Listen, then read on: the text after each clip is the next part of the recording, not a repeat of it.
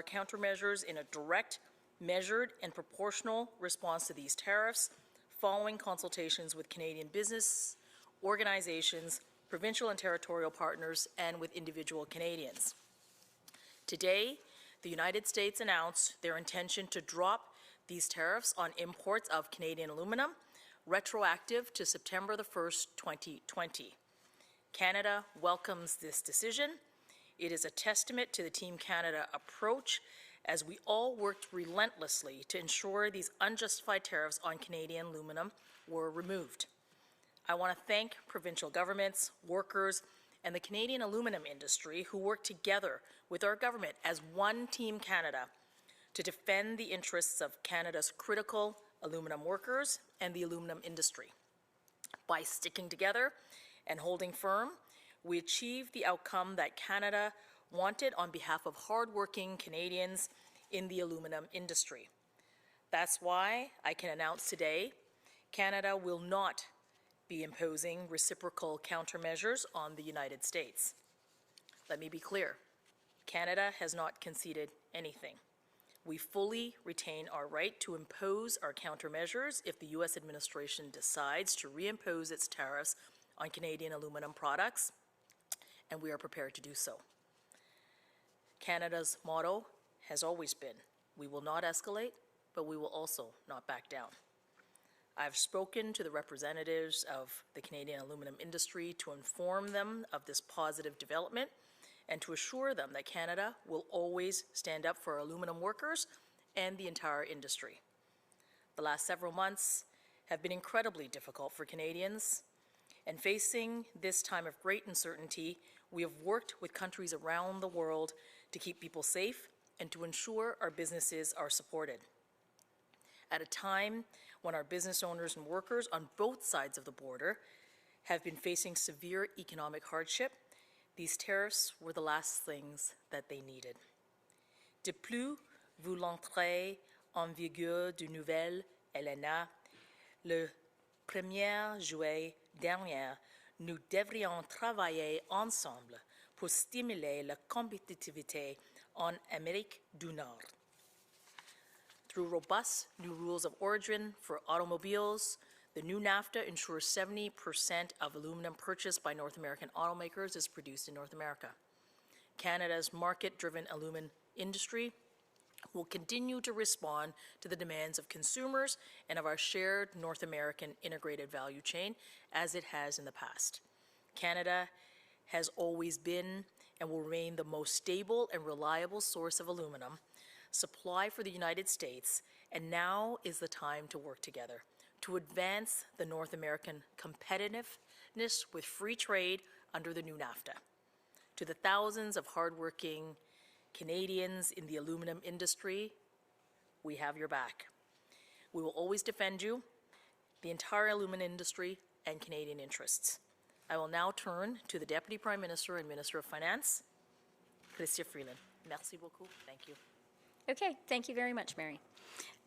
So today, my own children put on their backpacks and went back to school.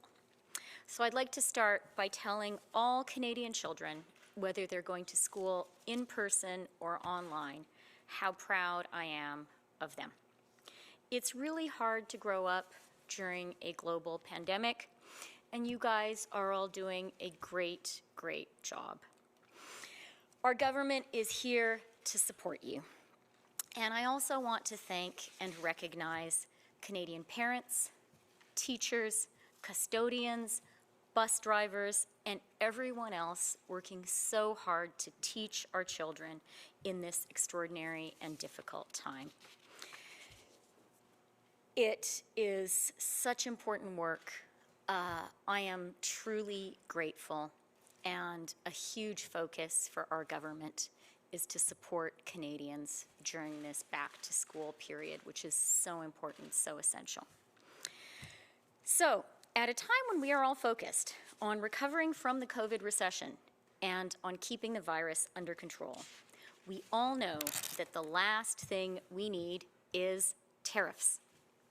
That's why it is such good news today that the United States has unilaterally chosen to lift its tariffs on Canadian aluminum exports. l'administration américaine a annoncé aujourd'hui qu'elle supprimerait unilatéralement ces tarifs douaniers illégaux et injustifiés sur l'aluminium canadien, ce qui est une très bonne décision. C'est une bonne décision pour l'industrie et les travailleurs canadiens, ainsi que pour l'industrie et les travailleurs américains. C'est une décision qui profite à tous. L'imposition des tarifs douaniers était une erreur depuis le départ. La dernière chose dont les Canadiens et les Américains ont besoin durant cette pandémie est une autre lutte commerciale. Le Canada salue ce changement de position et se réjouit à la perspective de continuer à renforcer ses relations commerciales avec les États-Unis, toujours les plus importants au monde, dans le cadre du nouveau ALENA. Cela dit, soyons clairs sur ce qui s'est passé et sur les raisons pour lesquelles on est arrivé jusqu'ici. Le Canada est resté fort et uni il y a 2 ans, lorsque des tarifs douaniers illégaux ont été imposés sur notre acier et notre aluminium. On a évité l'escalade sans toutefois reculer.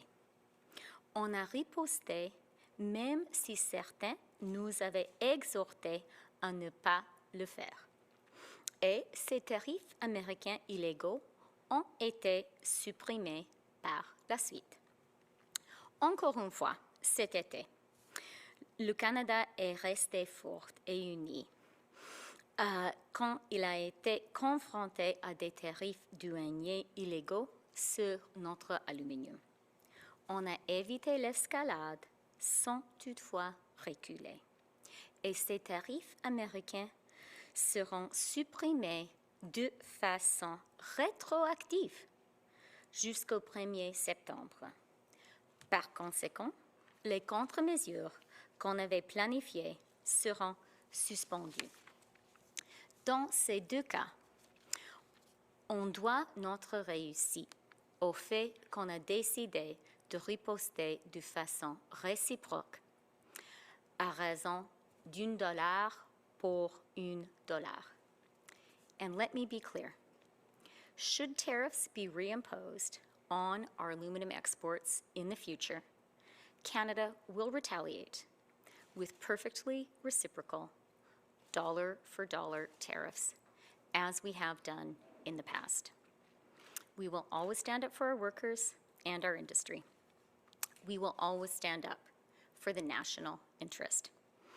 I'd like to thank our provincial and territorial colleagues, especially Quebec and BC, our partners in industry and labor, Canada's amazing trade officials, including our fabulous ambassador in the United States, and all Canadians for once again showing that Team Canada works when we work together. Mary and I are now happy to take your questions. Thank you, Deputy Prime Minister and Minister Ng. We'll start with 3 questions in the room, 1 question, 1 follow-up, and then go over to the phone for 3 questions as well, and then come back here. Over to you, Lena. Oui, bonjour, Lina Dib, la presse canadienne. D'abord, je voudrais juste un éclaircissement. C'est rétroactif au 1er septembre, sauf que ça avait été annoncé début août. Donc, est-ce qu'il y a eu des tarifs qui ont été imposés pendant 3 semaines et de l'argent donc qu'on ne récupérera pas? Et puis, qu'est-ce qui vous garantit qu'ils ne vont pas, à la première occasion, remettre des tarifs? Oui, c'est exact. La décision américaine est rétroactive jusqu'à 1er septembre. C'est ce qu'ils ont décidé. Concernant les garanties, je pense que pendant maintenant 4 années du travail avec cette administration américaine, on a compris qu'on doit être prête pour tous, pour toutes les possibilités, pour toutes les éventualités, et on continuera d'être prête pour toutes les possibilités, pour toutes les éventualités. Et c'est pour cette raison qu'on était très clair, qu'on est toujours prête à imposer une rétaliation, les tarifs de représailles réciproques, si ce sera nécessaire. Mais je veux souligner que c'est une bonne nouvelle aujourd'hui. Les tarifs contre l'aluminium canadien sont levés. Ils sont levés pas seulement commençant aujourd'hui, ils sont levés commençant du 1er septembre. C'est une bonne nouvelle pour l'économie canadienne, c'est une bonne nouvelle pour les travailleurs dans notre industrie d'aluminium et c'est aussi une bonne nouvelle pour les Américains et l'économie américaine. Peut-être que ma question n'était pas claire, ça doit être mon masque qui l'étouffait. Ma première question, c'était... Peut-être c'est ma faute. C'est rétroactif au 1er septembre, j'ai compris, mais ils avaient annoncé les tarifs début août. Donc, est-ce qu'ils ont imposé des tarifs pendant 3 semaines? Ils ont récolté de l'argent et c'est cet argent-là, on n'a pas riposté pour, on ne récupérera pas cet argent-là. Oui, c'est correct. C'est ça. Et c'est combien cet argent-là? Est-ce que vous avez une estimation de combien ils ont mis dans leur poche? Je ne peux pas donner un chiffre exact. Kevin Gallagher with CTV National News. So while the tariffs were dropped today, there's still a threat that remains from the USTR, specifically with limits from Canadian producers on the volume per month. So what's the likelihood that these tariffs will just come back? How quickly could Canadian producers push up against those limits? And are there any risks right now to Canadian producers, say next month or the following months to come? Well, thank you for that question. We're very pleased with the unilateral decision taken by the United States today, and we have been very clear that that should there be tariffs reimposed, that we will also introduce dollar-for-dollar countermeasures in retaliation. And today is a good day for the aluminum industry, good for Canadian workers, good for the American workers as well during this very difficult time. I don't think that the industry needs taxes. What the industry needs is for us to continue to work together, and that's what today's decision is about. Okay. And let me just point out one detail, Kevin, to the USTR statement. So if you read the statement closely, you'll see that USTR has said that 6 weeks after the end of any month during the period. So that is the earliest, according to their unilateral statement, that we could see new trade action. But I really do want to emphasize 2 things. One is, when we woke up this morning, when Canada's aluminum workers woke up this morning, 10% tariffs were levied on every shipment of Canadian aluminum to the United States. We now know that starting from September 1, Canadian aluminum exports to the United States have been tariff-free, as they ought to be. There are no guarantees going forward, as we have learned there are not in our trading relationship with this administration. And that's why the Team Canada approach is to hope for the best, prepare for the worst. That's why we're always clear that we will impose retaliatory tariffs if tariffs are levied against our exports. But this is really a day when common sense has prevailed, and that's good news. I'll turn the focus back towards Canada. We're all expecting the speech from the throne coming up on September 23rd. There's been a lot of talk about the economic recovery and little nuggets within that speech that will point towards that recovery. How realistic is that? Can the government plan right now for an economic recovery while the country is still in a public health crisis? I think that's a really good question. And my own absolutely fiercely held view is that our most important economic policy today is a strong health policy.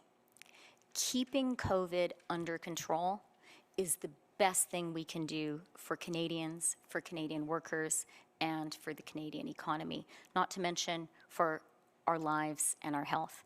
And so that is our government's 100% priority. It is what we are overwhelmingly focused on. I think we as a country face some challenges going into the autumn.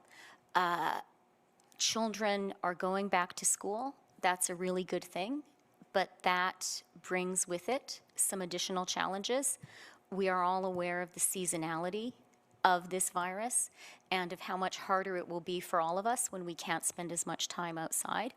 So I absolutely agree that this is a challenging moment when it comes to the coronavirus. I think each one of us as a person has to take responsibility for that and be mindful of that. Our government is absolutely committed to working with the provinces, with public health officials across the country to do the best job we can to protect ourselves from the virus and to minimize a resurgence in the autumn. So yeah, it's something that we all really, really need to focus on. That's why we agreed to support the provinces with $22 billion in the Safe Restart Agreement, with $2 billion to support going back to school. Oui, bonjour, Madame Freeland. Pouvez-vous nous expliquer un petit peu comment ça s'est passé dans les discussions avec les Américains? Il y avait une liste de produits qui était en préparation. Comment ça s'est passé, les discussions? Est-ce que vous avez envoyé une liste finale qu'on attendait aujourd'hui? Et c'est ce qui a fait en sorte qu'ils ont décidé de renoncer aux tarifs. Et un peu pour revenir sur la question de mon collègue, c'est quoi les chances que cette menace-là revienne encore de tarifs? Je pense que c'est vraiment une question pour l'administration américaine d'expliquer sa décision. La position et l'approche du Canada étaient très ouvertes. On a publié une liste de consultation pour les produits du représailles et on était très, très clair que si les tarifs seraient en place le 16 septembre, on était absolument prêts à mettre en place nos tarifs de représailles. En même temps, je veux aussi souligner que du début de cette discussion, on a expliqué aussi que une approche gagnant-gagnant, c'est une approche du libre commerce.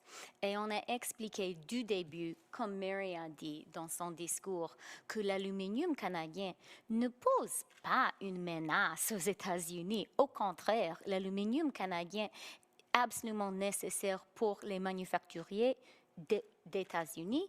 Et on a expliqué qu'il n'y a pas de problème dans notre commerce d'aluminium. Alors, on a continué de faire ces explications. On a aussi, évidemment, publié notre liste de représailles. Et en bout de ligne, comme on a dit du début, comme on était il y a 2 ans, on a été confiante qu'en bout de ligne, parce que c'est mieux pour le Canada et pour les Américains d'avoir le commerce libre, on était convaincus qu'en bout de ligne, on aura une bonne résolution et c'est ce qu'on a aujourd'hui. Concernant les décisions que vous avez à prendre pour le discours du trône et les programmes à prioriser, les dépenses aussi, avez-vous un objectif pour le ratio dette-PIB, un nouvel objectif? Parce que vous avez toujours dit on va essayer de garder autour de 30 %, mais visiblement, ce n'est pas un objectif et qui est peut-être pas réaliste dans le contexte. Est-ce que vous êtes en train de regarder un nouvel objectif et lequel à peu près? Concernant notre politique économique, qui sera évidemment annoncée et discutée pendant le discours du trône, j'ai 3 choses à dire. Premièrement, notre lutte contre le coronavirus n'est pas finie. Et je ne peux pas souligner ça avec assez de force. C'est très important et maintenant c'est une période, c'est un moment quand tout le monde doit être conscient de ça. Et J'entends de temps en temps les gens qui parlent du choix qu'on doit faire entre la santé d'un côté et l'économie d'autre côté. Je ne suis pas d'accord avec ça. Je pense que si on fait les bons choix pour la santé des Canadiens, ce seront les choix les plus bénéficiels, les plus positifs pour l'économie. Et cette approche est fondamentale pour notre gouvernement et continuera d'être fondamentale pour notre gouvernement. Cette approche coûte cher. On a dépensé beaucoup d'argent dans notre lutte contre le coronavirus et en appuyant les Canadiens et Canadiennes pour les permettre de faire ce qu'on devait faire pendant cette bataille. Et c'était correct. Et je pense que les Canadiens sont d'accord. On n'a pas eu un autre choix. Concernant l'avenir, la chose la plus importante, premièrement, continuer de lutter contre le coronavirus. Deuxièmement, la croissance économique et trouver l'emploi pour les Canadiens. C'est essentiel. Il y a maintenant 1,8 million de Canadiens qui ou n'ont pas un travail ou n'ont pas assez d'heures dans son travail. C'est un problème. Et nous comprenons ça. Alors pour nous, le cible sera croissance économique, trouver des emplois pour les Canadiens qui en ont besoin. Concernant la situation fiscale, le Canada a une réputation très forte au niveau international d'être sage et prudent en ce qui concerne les décisions fiscales. Cette histoire canadienne, incluant les décisions que les gouvernements libéraux ont prises, incluant les décisions que notre gouvernement a prises, ont donné au Canada les ressources pour faire ce de quoi on a eu besoin pendant le coronavirus. C'est très, très bon. Et on va continuer avec cette approche. Thank you. We'll now go to the phone. Operator. Thank you. For questions, please press star 1. Merci. Pour toute question, faites étoile 1. First question, David Youngren, Reuters, Ottawa. Please go ahead. Yes. Good afternoon, Deputy PM. You made quite clear right from the start when it came to U.S. tariffs that you would under no circumstances accept quotas. This letter from USTR clearly sets down limits beyond which Canada cannot go. So why are you accepting this U.S. letter? Thank you so much. It's Mary here. I just want to be really clear that today's decision is a unilateral decision by the United States. And I think the important point of this decision is that the tariffs for aluminum products going to the United States will be tariff-free as of September the 1st. And we're pleased about that. It's good for Canadian workers, it's good for American workers, it's good for the industry. And we have also been very clear that we would impose dollar-for-dollar countermeasures. But today's decision is a good one for the industry and certainly a good one for the workers. Thank you. And if I could just add, David, Mary is exactly right. And let me be very clear. This is not a negotiated deal between Canada and the United States. This is not, you suggested in your question, David, that Canada had agreed to something. We have not agreed to anything. We have not negotiated an agreement with the U.S. on quotas, as your question suggested. What has happened today is that the United States has chosen to unilaterally lift its tariffs on Canadian aluminum exports to the United States. And in fact, it has not only unilaterally lifted them starting now, it has done so retroactively. That's a decision the U.S. has taken, and of course, we welcome that decision. We opposed the tariffs in the first place, and we thought they were bad for everybody. We're glad USTR agrees. In terms of what happens going forward, we have been clear, and we have been clear with USTR, and Mary and I are clear publicly today that were tariffs to be imposed in the future on Canadian aluminum, we will retaliate with a reciprocal dollar-for-dollar retaliation. It's up to the U.S. whether it chooses, again, to go down that path. Our position and our response is clear. Follow-up, David? Yeah, you said you woke up this morning thinking you were going to be imposing tariffs on a wide range of products. Could you perhaps give us a hint as to what you might have been aiming at?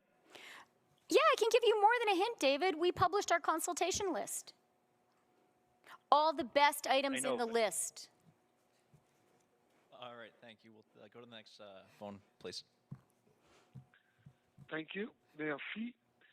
Prochaine question, Mélanie Marquis, La Presse, à vous.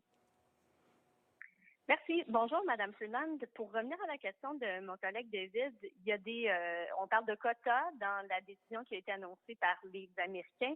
Avez-vous confiance que l'industrie canadienne va être en mesure de ne pas dépasser les quotas et donc d'éviter de nouveaux tarifs potentiels?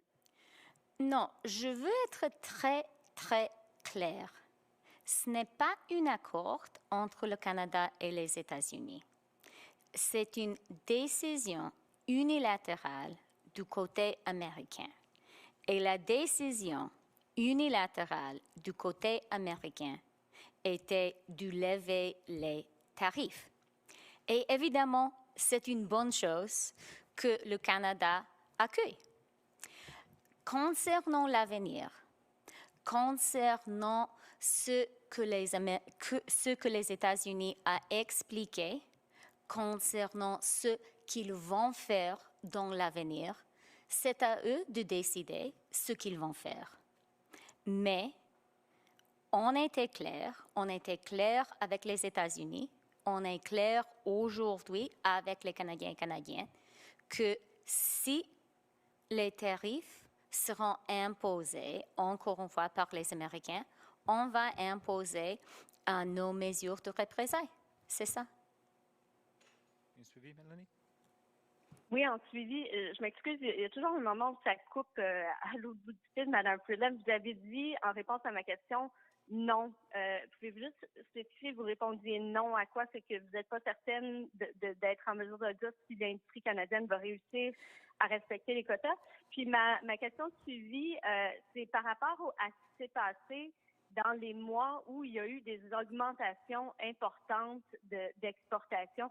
Est-ce que le Canada a mis le doigt sur ce qui expliquait ces augmentations-là pendant la période qui est mentionnée? Alors, peut-être je n'étais pas assez précise dans ma réponse. Quand je disais non, c'était non, on n'a pas un accord concernant les quotas. Le Canada n'accepte pas les quotas.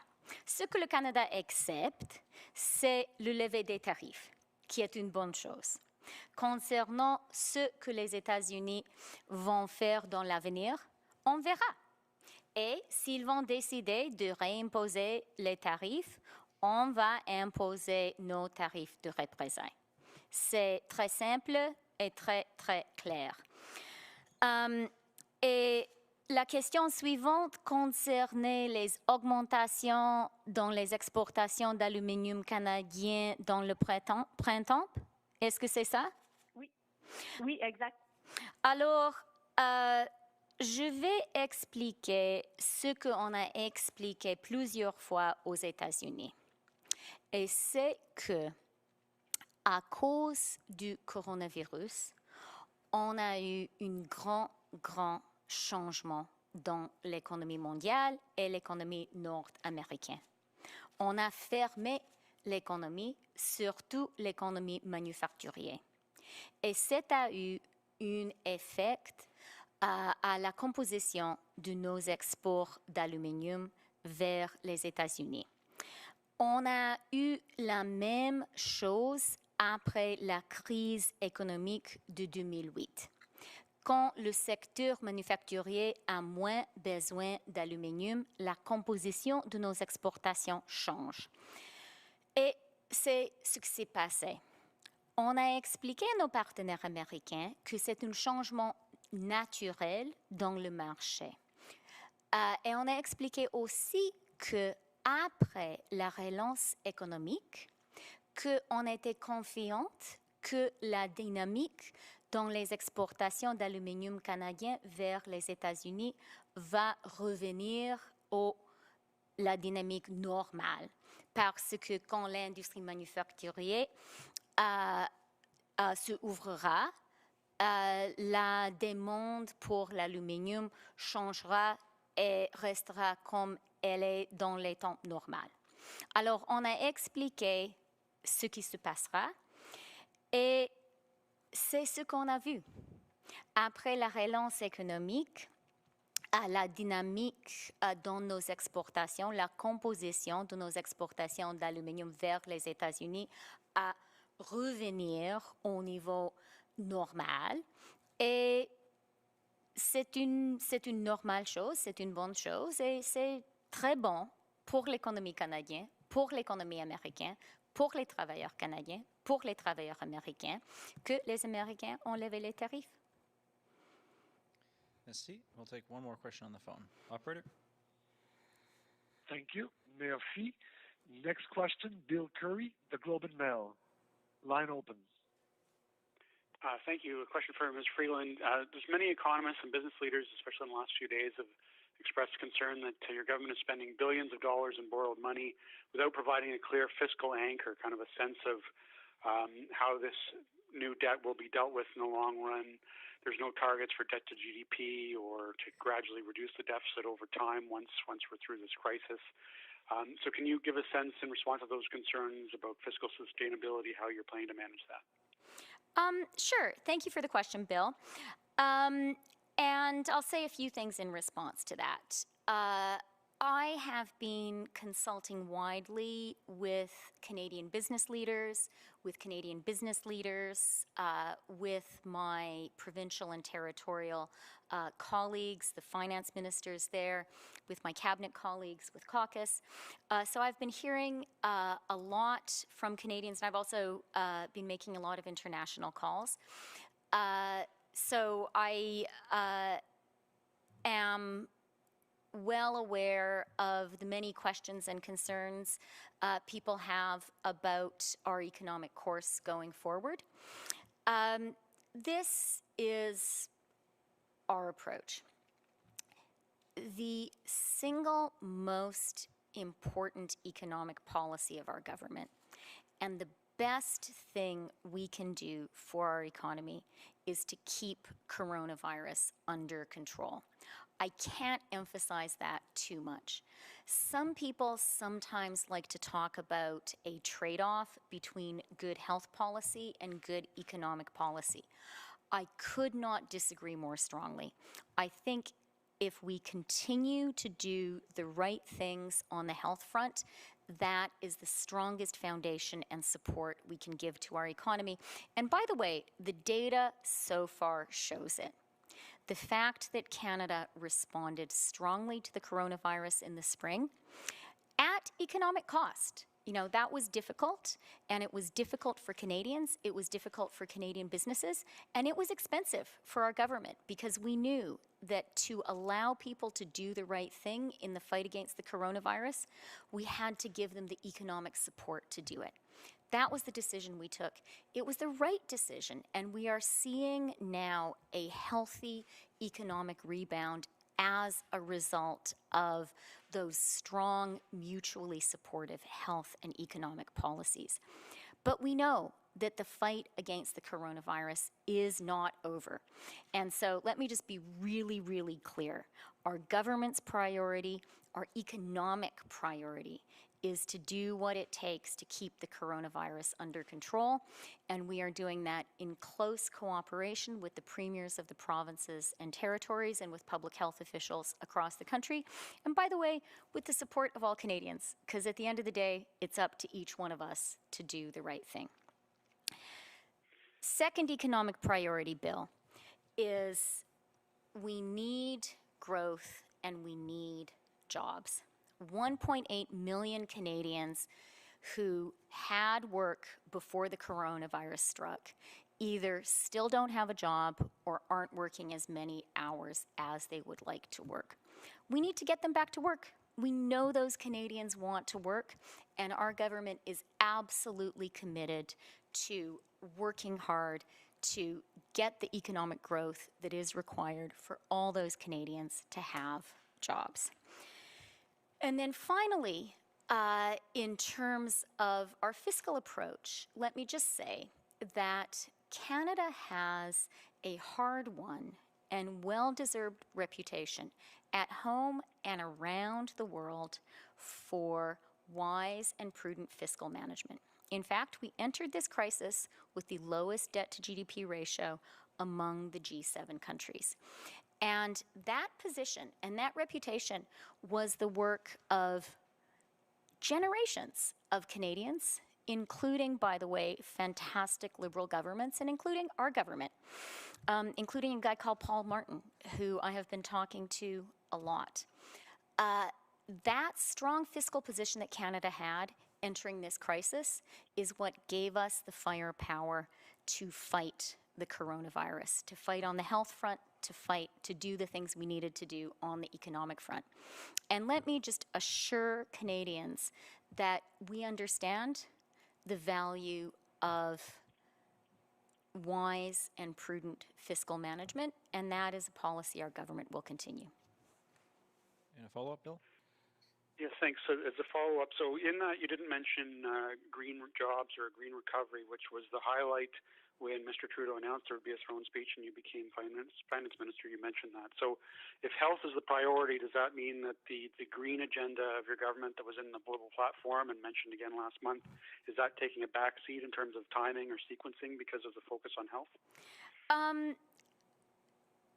That is, and I'm sure not a mischievous one, but that is for sure a misinterpretation of my answer.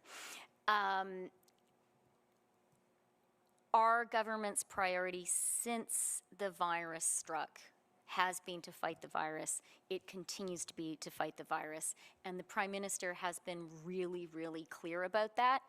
And that approach becomes ever more urgent as we move into the fall, with back to school, with the fact that, you know, as we all know as Canadians, it gets cold in the winter. Being outdoors is a safer way for us to be together than being indoors. So there are a lot of reasons for us to be extra vigilant and careful going into the fall, and that in no way negates any other emphases or priorities. I also spoke, Bill, about the absolute priority that we place on jobs and growth, and green jobs are absolutely going to be a part of our recovery. Thank you. That concludes today's press conference.